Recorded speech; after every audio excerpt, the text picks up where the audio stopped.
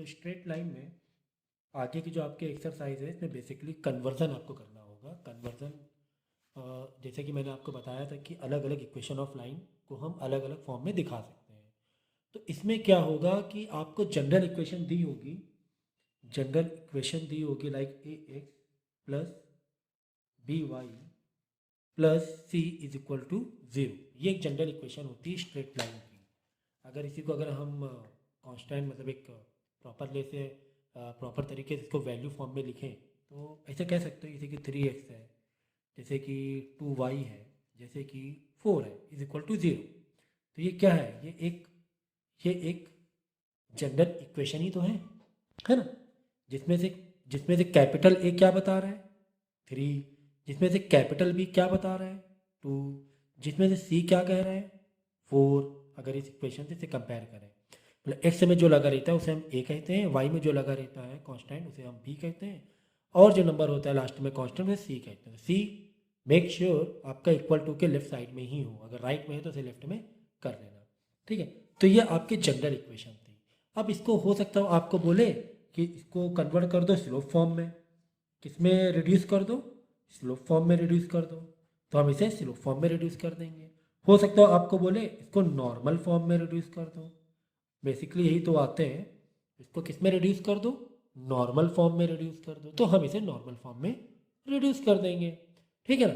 तो अब देखो स्लोप फॉर्म में अगर रिड्यूस करना है तो कितना ही आसान है। अगर मैं ये एग्जांपल ले लूँ,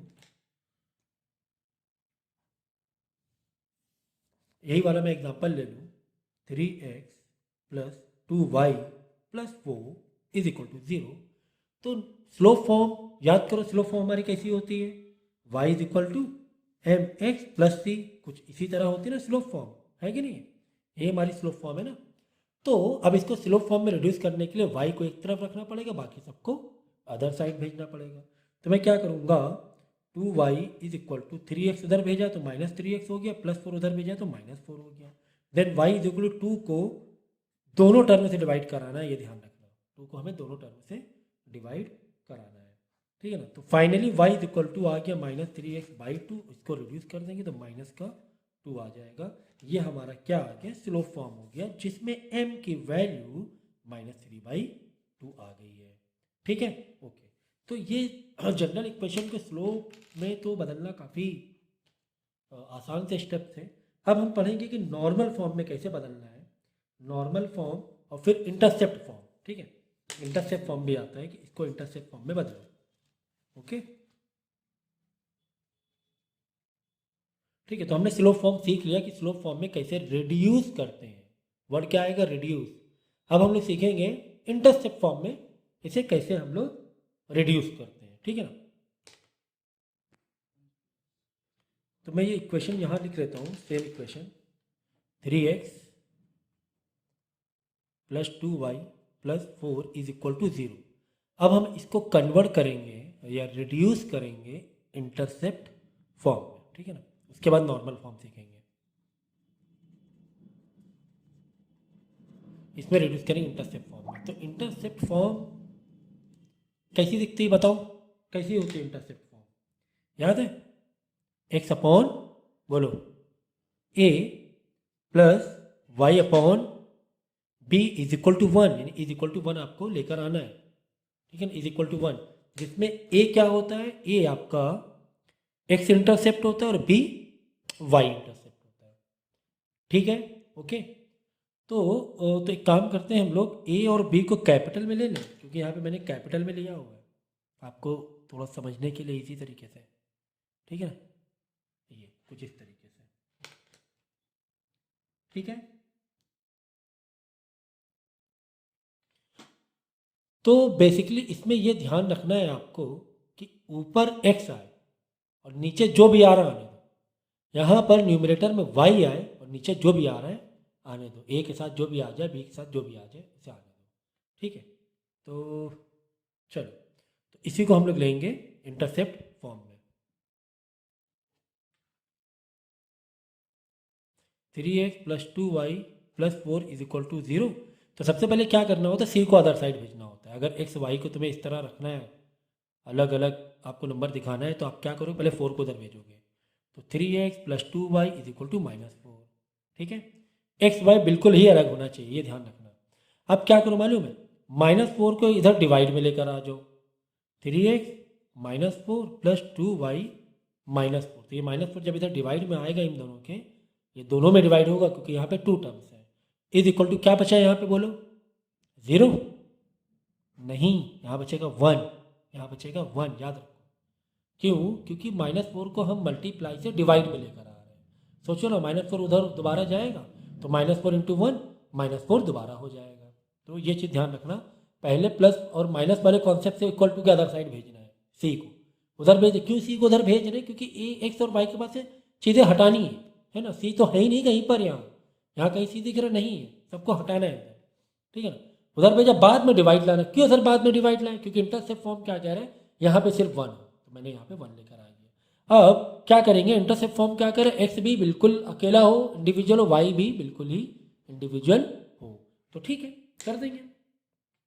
देखो अब ये 3 को नीचे डिनोमिनेटर में भेजेंगे। कैसे भेजेंगे डिनोमिनेटर? देखो ऐसे भेजेंगे, -4 अपॉन 3, है ना। देखो इसको वापस रेसिप्रोकल करो, नीचे जब फ्रैक्शन होता है, मेन फ्रैक्शन नीचे एक और फ्रैक्शन होता है, जब वापस रेसिप्रोकल करते हैं वापस 3 ऊपर चला जाएगा। तो ये समझ में आया। यहाँ पर क्या हो जाएगा, y -4 upon 2 is equal to 1। हाँ अब ये बन गया इंटरसेप्ट फॉर्म, इंटरसेप्ट फॉर्म बन गया, ठीक है ना। जिसमें से जो a है वो है -4 अपॉन 3, और जो b है ये रिड्यूस कर दोगे तो -2, यानी जो x इंटरसेप्ट है, ठीक है, ए और बी में, तुम क्या करो यहाँ पे स्मॉल ही ले लो, चलो थोड़ा सा सही रहेगा, ज़्यादा सही रहेगा। तो चलो मैं यहाँ पे कट के दोबारा लिख रहा हूँ, नहीं तो आप है ना यहाँ पर कैपिटल ए से कंपेयर करोगे, कैपिटल ए से कंपेयर मत करो, इज इक्वल टू 1 ये लिख लो, ऐसे ज़्यादा अच्छा रहेगा। ओके, ऐसे ज़्यादा अच्छा रहेगा, x अपॉन ए प्लस वाई अपॉन बी, क्योंकि यहाँ ज़रूरी नहीं है कि आपका कैपिटल ए और कैपिटल बी है, कुछ भी आ सकता है, क्योंकि सी के साथ इंटरसेक्ट होगा, सी इधर नीचे आएगा फिर वापस ए नीचे आएगा, है ना। कुल मिला के यहाँ पे क्या होता है मालूम, यहाँ पर होता है सी अपॉन कैपिटल ए। अगर इसको तुम और थोड़ा डिटेल में जाओ तो यहाँ पे क्या आ रहा है, एक्स, अगर शॉर्ट में याद करो, कैसे याद करोगे, x upon c upon a, ठीक है,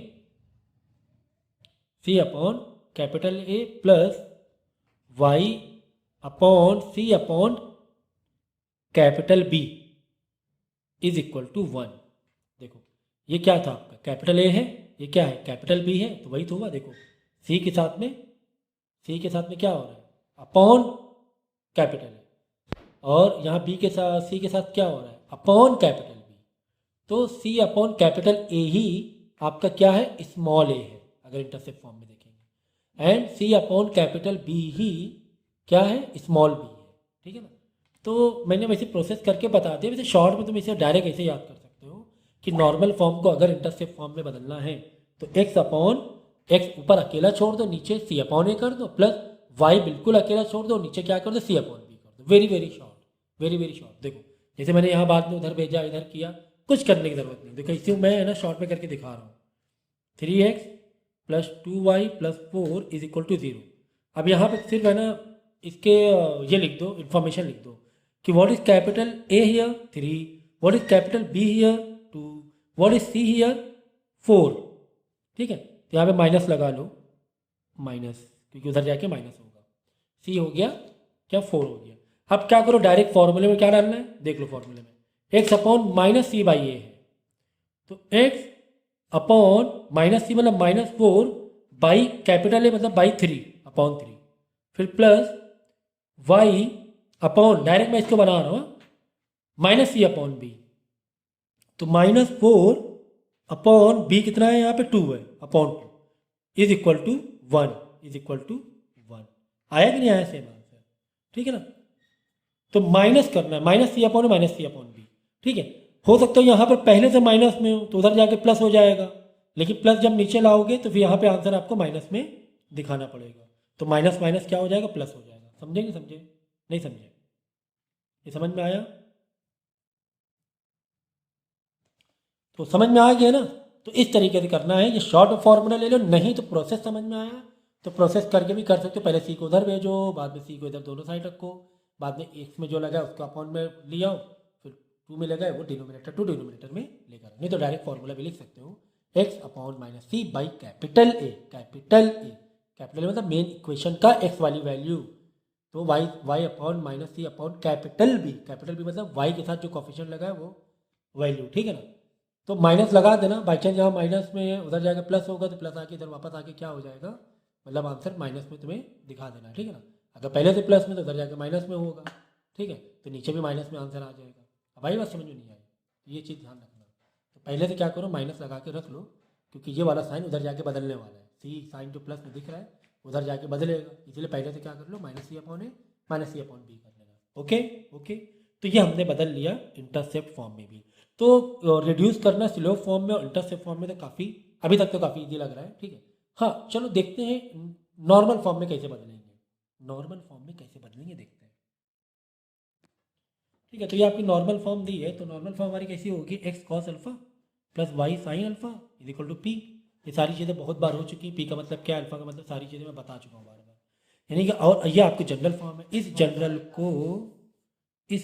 को हमें रिड्यूस करना है किसमें, नॉर्मल फॉर्म में। किसमें रिड्यूस करना है, नॉर्मल फॉर्म में रिड्यूस करना है। अब यहाँ पर आपको दो केस बनाने हैं, देखो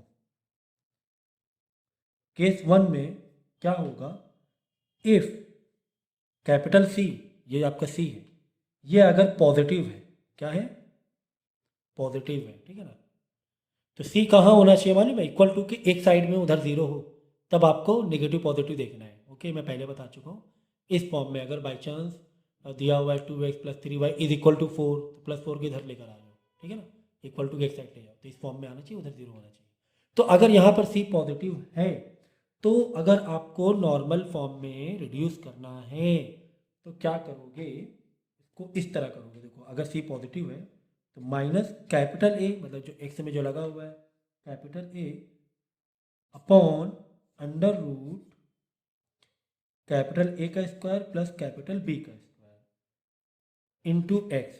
ओके, फिर माइनस फिर capital b upon under root same a square फिर plus capital b square dot Y is equal to capital c upon under root A square plus B square, ठीक है। तो ये आपकी बन जाएगी नॉर्मल फॉर्म। ओके, तो ये जो वैल्यू है ये क्या है, ये एक्स कॉस अल्फा की वैल्यू है। ये जो वैल्यू है ये क्या है, ये वाई साइन अल्फा, मतलब यहाँ पर एक्स कॉस अल्फा की जो भी वैल्यू आ रही वो ये है। जैसे कि एक्स कॉस 30 डिग्री है, तो कॉस 30 डिग्री कितना होता है, √3/2, ठीक है ना। तो एक्स इंटू √3/2 की जो वैल्यू रहेगी वो ये पूरी वैल्यू है। ओके, इस तरह आपको करना है। और ये वाली वैल्यू पूरी पी की है। पी क्या था, ओरिजिन टू डिस्टेंस, याद है कि नहीं याद है। तो अगर यहाँ पर केस अगर 2 दिया हुआ है, केस 2 में क्या हो सकता है बोलो, इफ सी, अगर सी नेगेटिव है, सी क्या है, नेगेटिव है, जैसे कि यहाँ पर जो भी सी की वैल्यू है नेगेटिव है। ओके, तब आपको क्या करना है, तो यहाँ पर जैसे हमने माइनस किया है, माइनस एंड माइनस किया हुआ है, तो यहाँ दोनों में क्या हो जाएगा, प्लस हो जाएगा, और ये वाला प्लस माइनस हो जाएगा। तो ध्यान रखना, कैपिटल ए अपॉन अंडर रूट ए स्क्वायर प्लस बी स्क्वायर, समझ गए ना, न्यूमेरिकल वैल्यू है, मतलब एक्स में जो भी लगा है नंबर, कांस्टेंट वैल्यू 3 4 5 जो भी है, तो उसी का एक कैलकुलेशन है पूरा, उसी का पूरा कैलकुलेशन है, डॉट एक्स फिर प्लस कैपिटल बी। तो अगर सी नेगेटिव है तो यहाँ दोनों में प्लस होगा, सी अगर पॉजिटिव तो दोनों में नेगेटिव हो रहा था। सेम चीज़ रख दो अंदर, a square plus B square dot y, क्योंकि एक्स और वाई के फॉर्म में दिखाना है ना, यहाँ पे रखो माइनस, ठीक है ना, सी अपॉन अंडर रूट ए स्क्वायर प्लस बी स्क्वायर। ठीक है, समझ में आ गया। तो इस तरीके से हम कौन सी फॉर्म बना सकते हैं, नॉर्मल फॉर्म बना सकते हैं। ओके, तो इसका एक काम करते हैं, मैं एग्जांपल ले लूँ पहले, जिससे कि ये कॉन्सेप्ट आपका क्लियर हो जाए। तो अगर अगर आपको दिया हुआ है कोई equation 3x plus 4y minus ले लो 5 इज इक्वल टू 0। तो याद रखना, मैं फिर से रिमाइंड करा रहा हूँ कि अगर ये कांस्टेंट सी उधर है तो इसको इधर ले आना, ठीक है ना। तो यहाँ पर तो समझ में आ गया कि ए क्या है, बी क्या है। This is your capital A, this is your capital B and C is your -5। तो सी तुम्हारा किस में, माइनस में ना। तो अगर माइनस में हो तो ये इक्वेशन लिख सकते हैं, ठीक है ना। कैपिटल ए कितना है 3/√, में ए का स्क्वायर प्लस बी का स्क्वायर, मतलब 3 का स्क्वायर प्लस 4 का square dot X plus capital B. तो कैपिटल बी कितना है 4 है ना, कैपिटल बी 4 सेम लिख दो 3 का स्क्वायर प्लस 4 का स्क्वायर। तो ये एक तरह मैं सिंप्लीफाई करता हुआ स्टेप लिख रहा हूँ। तो 3 का स्क्वायर 9 प्लस 4 का स्क्वायर 16 है ना, 3 का स्क्वायर प्लस 4 का स्क्वायर ही लिखा है मैंने, इज इक्वल टू माइनस, क्योंकि नेगेटिव में है, नेगेटिव के लिए यहाँ पर माइनस लगाएंगे। तो -5, ये वाला स्टेप मैं और सिंप्लीफाई कर दे रहा हूँ। 9 + 16 कितना हो जाएगा 25 हो जाएगा। डॉट वाई लगा दो यहाँ पर, डॉट वाई। ओके, तो देखो फाइनली क्या आ गया 25 आ गया। √25 बात से बाहर निकालेंगे तो क्या हो जाएगा 5 आ जाएगा ना। तो 3x/5 समझिए ना, 9 + 16 25 को बाहर निकालो 5 x लिख दिया है plus 4/5y is equal to -5, और ये 5 कट जाएगा, आ जाएगा आंसर -1। ये आ गया, ठीक है। तो ये कौन सा फॉर्म आ गया, ये आपका आ गया नॉर्मल फॉर्म में, हमने कन्वर्ट कर लिया इसको नॉर्मल फॉर्म में। तो एक और मैं एग्जांपल दे रहा हूँ इसका, क्योंकि कहीं ना कहीं से आप इसको शायद कनेक्ट नहीं कर पा रहे होंगे, क्योंकि यहाँ पे जो एंगल की वैल्यू है वो थोड़ा सा अलग है। तो कुछ ऐसा मैं एग्जांपल दे रहा हूँ आपको जिसमें आप अल्फ़ा क्या एंगल है ना, उसको एंगुलर वैल्यू में भी कनेक्ट कर पाओ, कहीं ना कहीं से कॉज और कहीं ना कहीं से साइन आपको दिखाई दे दे। तो देखो देखो, अगर इक्वेशन आपको दी गई है √3x plus Y plus 2 is equal to 0, plus Y मतलब 1y। ओके, अब देखो, अब मैं इसी में इसको ये कर रहा हूँ, रिड्यूस कर रहा हूँ। तो कैपिटल ए यानी कि मैं लिखूंगा यहाँ पे √3 है ना, अपॉन अंडर रूट में क्या रहेगा बोलो, अंडर रूट में ए का स्क्वायर मतलब √3 का स्क्वायर प्लस 1 का स्क्वायर, सही है ना। वाई में क्या है 1 है। फिर आगे क्या है देखो, ये पॉजिटिव है, पॉजिटिव के लिए मैं निगेटिव लगाऊंगा यहाँ पे, निगेटिव क्योंकि तुम्हारा सी क्या है पॉजिटिव में, तो ऊपर वाला केस लेंगे हम लोग। डॉट एक्स प्लस वाई में बी क्या है 1 है यहाँ पे, 1/√। अब मैं यहाँ इसको सिंप्लीफाई करता जा रहा हूँ। देखो √3 का स्क्वायर हो गया 3 और 1 का स्क्वायर हो गया 1, ठीक है ना। एक स्टेप में मैं सिंप्लीफाई करता हूँ जा रहा हूँ, इससे हमारे स्टेप बच जाए। प्लस नहीं, यहाँ पे माइनस, सॉरी है। Okay, dot Y is equal to 2/3 + 1 4 है ना, 4। चलो यहाँ पे लिख दो अभी 4, आगे स्टेप में फॉर्म कर लेंगे, सिंप्लीफाई कर लेंगे। ये मैं एरो लगा रहा हूँ, मतलब इसके आगे का ये स्टेप मैं कर रहा हूँ। तो देखो माइनस √3/4 को अंडर रूट निकाला 2 आ गया, dot X minus 1/2 dot Y is equal to 2/2 मतलब 1 हो गया, ठीक है ना। अब ये थोड़ा थोड़ा रिलेट करोगे, कैसे रिलेट करोगे, नॉर्मल फॉर्म के देखो, एक्स के साथ में क्या लगा हुआ है कॉस अल्फा, यानी यहाँ पर एक्स के साथ में क्या लगा हुआ है कॉस अल्फा की वैल्यू, कॉस अल्फा की वैल्यू। तो ये हो गया कॉस अल्फा, यानी कॉस अल्फा, देखो एक्स के साथ में कॉस अल्फा है ना, एक्स के साथ में क्या है कॉस अल्फा है, तो यहाँ पे एक्स के साथ में -√3/2 है। तो cos alpha is equal to कितना हो गया -√3/2, ठीक है ना, यही होगा ना। तो अब बताओ कॉस अल्फा की वैल्यू माइनस में कब होती है √3/2, अगर जस्ट √3/2 होता तो आप सीधा बोलते यहाँ पे 30 डिग्री आएगा, यहाँ पर कितना आएगा 30 डिग्री आएगा। तो -√3/2 है तो कितना डिग्री आएगा बोले ज़रा, अगर टिक्नोमेट्री थोड़ी बहुत आपको याद हो तो थोड़ी बहुत क्या, याद तो बहुत होना चाहिए। आपको मालूम होना चाहिए कॉस निगेटिव में कब आता है, ठीक है, ये आपको पता होना चाहिए। √3/2 की तो वैल्यू मालूम है, कॉस 30 डिग्री होता है, लेकिन माइनस की ये आप बताइए मुझे। ठीक है, तो इसमें क्या कर दो आप, चलो ट्रिग्नोमेट्री में बता दे रहा हूँ, cos alpha is equal to, ये माइनस रहने तो √3/2 मतलब कितना डिग्री हुआ बोलो, 30 डिग्री, सही है ना। समझो यहाँ पर कि ये जो माइनस √3/2 है कॉस, ये हो रहा है माइनस का कॉस 30 डिग्री। बात समझे कि ये √3/2 की वैल्यू क्या होती है, 30 डिग्री होती है, लेकिन माइनस में तो माइनस कॉस 30 डिग्री लिख दिया। आई बात समझ में। तो माइनस कॉस 30 डिग्री को, क्योंकि ये माइनस में दिया हुआ है, अगर हमें इसको प्लस में बदलना है तो ये एक फॉर्मूला आप याद रखो कि कॉस थीटा जो होता है, माइनस कॉस थीटा, वो प्लस का 180 प्लस थीटा हो जाता है, कॉस 180 प्लस थीटा हो जाएगा, ठीक है ना। Minus cos theta is equal to what, cos 180 plus theta, तो पॉजिटिव में आ जाएगा। सो कॉस 180 प्लस थीटा यानी 180 plus 30 degree is equal to हो गया कॉस 210, ठीक है, 210 डिग्री हो गया। तो बस अब इसके बाद करना ही क्या है, इसके बाद यही करना है, इक्वेशन ऑफ लाइन इस फॉर्म में लिखना है। तो x cos 210 plus Y sine 210 is equal to P. तो इज इक्वल टू पी, तो हमारा पी क्या आया बोलो, देख लो, पी इज इक्वल टू 1 आया, तो पी की जगह यहाँ पे 1 रख देंगे, मतलब ओरिजिन से जो डिस्टेंस है वो 1 है, ठीक है।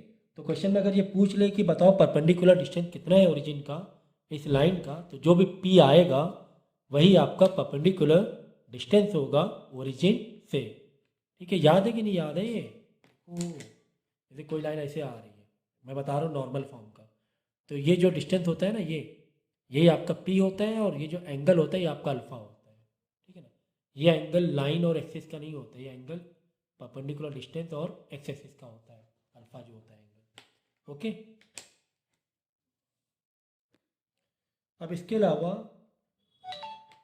एक और चीज़ याद रखो आप लोग, जब पेयर ऑफ लाइन्स होती हैं, पेयर ऑफ लाइन्स यानी अगर दो लाइन्स हैं, ग्राफ में दो लाइन्स हैं, जब ग्राफ में दो लाइन हैं तो डेफिनेटली उन दोनों लाइन के बीच में अगर ग्राफिकली देखोगे, हो सकता हो वो कोइंसिडेंट हो सकता हो वो क्या हो, कोइंसिडेंट हो। कोइंसिडेंट का मतलब एक लाइन के ऊपर एक लाइन, मतलब दिखेगी तुम्हें कितना, एक ही लाइन, क्योंकि एक लाइन के ऊपर दूसरी लाइन चढ़ गई, तो इसको बोलते हैं कोइंसिडेंट। तो अगर लाइन कोइंसिडेंट है तो क्या होगा, A1/A2 इक्वल होगा B1/B2 के इक्वल होगा C1/C2। मतलब कि वो जो दो लाइन की इक्वेशंस हैं, जैसे कि आपने ये बताया, देखो एक लाइन की इक्वेशन हो गई A1 x1 प्लस B1 y1 plus C1 is equal to 0, एक स्ट्रेट लाइन की जनरल इक्वेशन ये हो गई। दूसरी हो गई A2x या B2 y2 and then C2 is equal to 0, ठीक है ना। तो मतलब पहली वाली इक्वेशन को 1 1 दिखाना है, दूसरी वाली इक्वेशन को आपको 2 2 दिखाना है, ओके। तो ये जो दो लाइन की इक्वेशन दी गई है, अगर ये दो लाइन आपस में क्या है, ओवरलैप है, बिल्कुल एक दूसरे के ऊपर है, जस्ट ऐसे, मतलब आपको लग रहा है कि एक ही लाइन है, थोड़ा भी आपको अलग डायरेक्शन नहीं दिख रहा है, ठीक है। तब क्या होगा कि इसके जो पहली वाली लाइन के जो कॉफिशेंट है एक्स के, बी के, सी के, ये इन्हीं के रेशियो में इक्वल होते जाएंगे। क्या होते जाएंगे, इक्वल होते जाएंगे।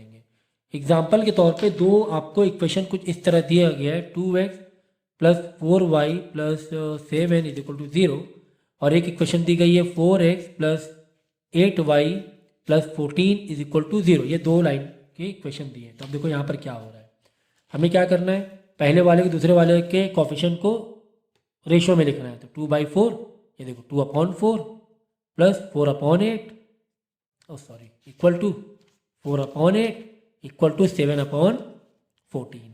देखो यहाँ पे 1/2 1/2 सबके इक्वल आ रहे हैं कि नहीं आ रहे हैं। इसको रिड्यूस करोगे 1/2, इसको रिड्यूस करोगे 1/2, इसको रिड्यूस करोगे 1/2। अगर ये बराबर आ गया, मतलब ये जो दो लाइन हैं ये जो दो लाइन है ये कोइंसिडेंट है। क्या है? कोइंसिडेंट है। ठीक है, समझ में आया? अगर लाइन पैरेलल है, लाइन क्या है? पैरेलल है, तो पैरेलल में क्या होगा?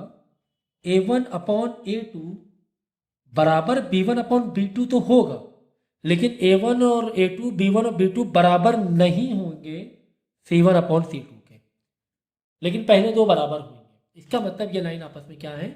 पैरेलल है। ठीक है ना? एग्जाम्पल के तो 2x 4y plus 3 is equal to 0। ठीक है, 4x plus 8y plus 7 is equal to 0। ये अगर दो लाइन दी हुई हैं और हमें पता करना है कि ये कोइंसिडेंट है कि पैरेलल है कि इंटरसेक्शन, अभी आगे एक और इंटरसेक्शन आ रहा है, तो हमें क्या करना है? देखो 2/4 एक्स के कॉफिशिएंट को रेशियो में लेना है, इक्वल टू 4/8 इक्वल टू 3/7। तो इक्वल टू तो नहीं है, ऐसा साफ साफ लग रहा है। क्यों? क्योंकि देखो 1/2 हो जाएगा, इसका भी रिड्यूस होकर 1/2 हो जाएगा, ये तो रिड्यूस होगा ही नहीं, 3/7 ही रहेगा। इसका मतलब ये जो दो लाइन है ये क्या है? ये आपस में पैरेलल है। ठीक है, तो ठीक इसी तरह पैरेलल समझ गया ना, ये दो लाइन इस तरह पैरेलल है। ओके, एक ग्राफ में इसी तरह अगर कोई दो लाइन इंटरसेक्ट है, कुछ इस तरह आ रही है, लाइन ऐसे आ रही है, कैसे इंटरसेक्ट हो रही है, कैसे भी हो, चाहे परपेंडिकुलर हो, कैसे भी हो, इंटरसेक्ट है आगे जाके, तो उसमें जो इक्वेशन बनेगी, अगर इंटरसेक्ट है तो, अगर इंटरसेक्ट है तो उसमें बनेगा A1/A2 इक्वल होगा ही नहीं B1/B2 के, आगे देखने की ज़रूरत ही नहीं है बस। ठीक है ना? तो ये तीन कंडीशन याद रखना। अगर कोइंसिडेंट है तो तीनों इक्वल होंगे, अगर पैरेलल है तो फर्स्ट टू इक्वल होंगे, सी वाला इक्वल नहीं होगा, और अगर इंटरसेक्ट है तो पहले भी इक्वल नहीं होंगे। ठीक है, तो आपको जब इक्वेशन ऑफ पेयर जो दिया जाएगा तो इसमें बोला जाएगा, मतलब पूछा जाएगा कि बताओ कि लाइन पैरेलल है कि कोइंसिडेंट है कि इंटरसेक्ट है। ओके, इसी पर फिर आगे क्वेश्चन और बनेंगे। ठीक है।